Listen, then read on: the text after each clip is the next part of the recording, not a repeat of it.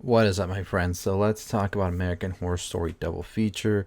It's that time again. We missed it last year, and it didn't feel right. Right? We had the spooky season, but no AHS to get us through it. But we're here now. We have a double feature one, and I'm gonna say it. I was very much so excited for the other half, which is going to be the alien one. But nonetheless, Red Tide, which is the first part we got, because this is called double feature because it's two different stories that are going to take place this season. So this is the first one, and then the next one will be the next half of the season.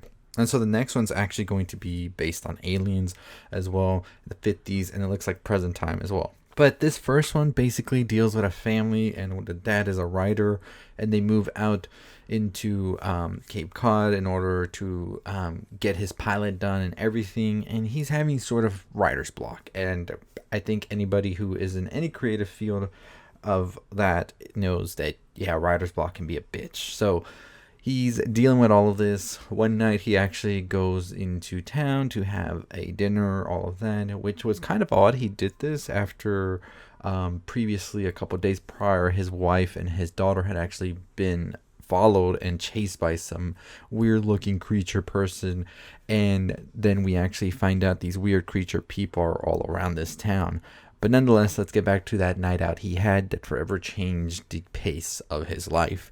So he meets two famous writers. Of course, Mr. Evan Peters is one of them, and then he actually starts to pretty much believe that there is something more to this town if these people sort of have an inspiration here, because the two famous writers talk about how this is sort of their muse town, all of this.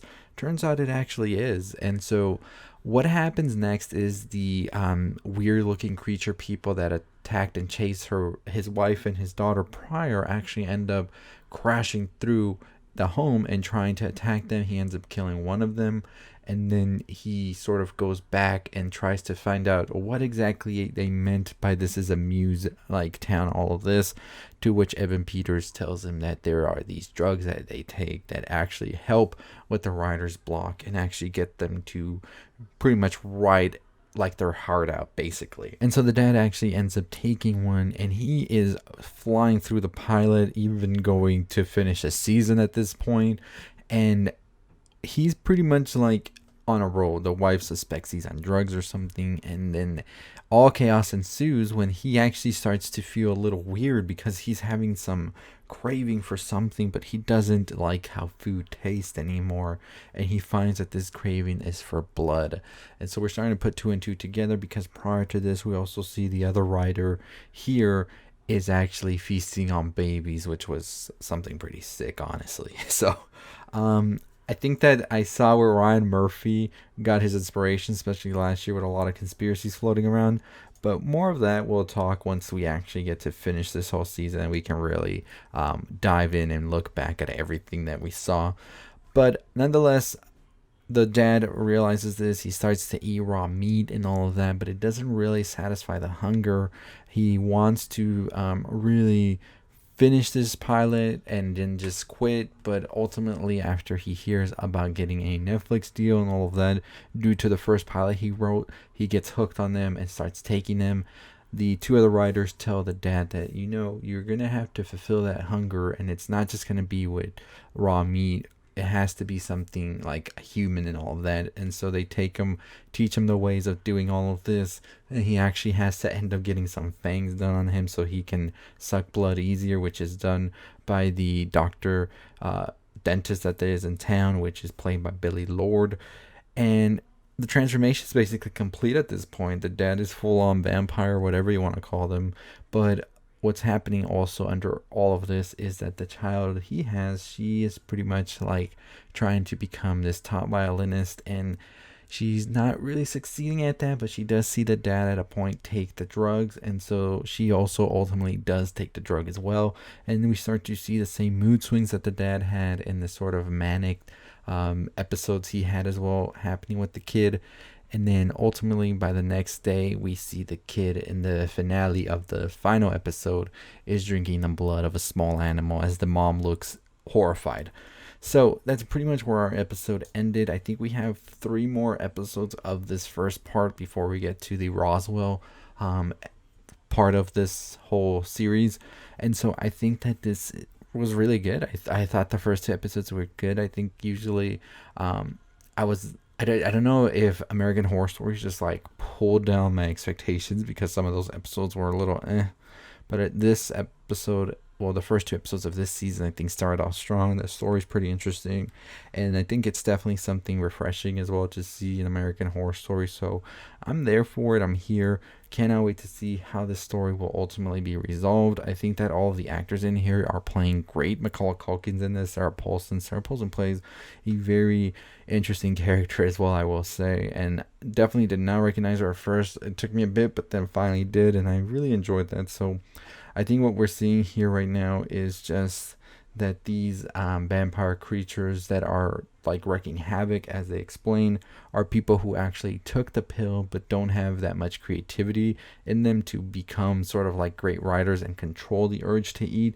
And so that's why they're sort of just like mindless, like vultures of sorts, you could call them. They're just lurking around trying to get whatever they can. And I thought that was interesting. So I'm very curious as well that there's a sheriff in town, and the sheriff keeps saying that there's nothing going on, and there's seriously something going on. Every time we see somebody go out, there is always these creatures lurking. So I'm very curious to see if there's something else like a conspiracy or anything hidden more that we haven't learned about just yet. And I think that's going to be interesting to see as well. So pretty much those drugs or whatever, we still don't know exactly who made them and what was the purpose for. I think that's something that's going to be answered ultimately by the end of this, and I think that there is something bigger that they're attempting to do. So I'm curious to see that as well. Will this tie back into any of the American Horror Stories? We know most of them, if not all of them, actually do tie back to Murder House. So we'll see if that is the case with this one or not, or if there's anything else besides just maybe just doing these for fun, right? But yeah, I'm excited. As I said, this is called Double Feature because it's two different stories. So we have about 3 episodes before this story we're watching right now wraps up. So yeah, I could definitely see that happening now because we've gotten a lot of stuff happen and a lot of things that need to be resolved. So let me know what you think about this episode. Are you excited or not for this season? Or do you think that you're a little bit hesitant since it's split into 2, if they'll be able to wrap it up good? Because American Horror Story always has that whole thing where they rush the endings, I feel, and so it gets sort of botched. So we'll see what happens. I have high hope that they're going to deliver something good, and I cannot wait to see exactly what that is. Anyways, leave down below your theories on who or what is behind all of this and what is the reason for even trying to do this, as well as what do you think about this whole concept of a double feature. The alien little teaser we got at the end for the second part of the season looks pretty good to me, so I'm okay with it. I'm okay with the double feature. Definitely got a little taste of it in stories, I feel. So we'll see what happens. As always, that's going to do it for me. Make sure you comment, like, share, all that good stuff. Hit that notification bell. Hit that subscribe button.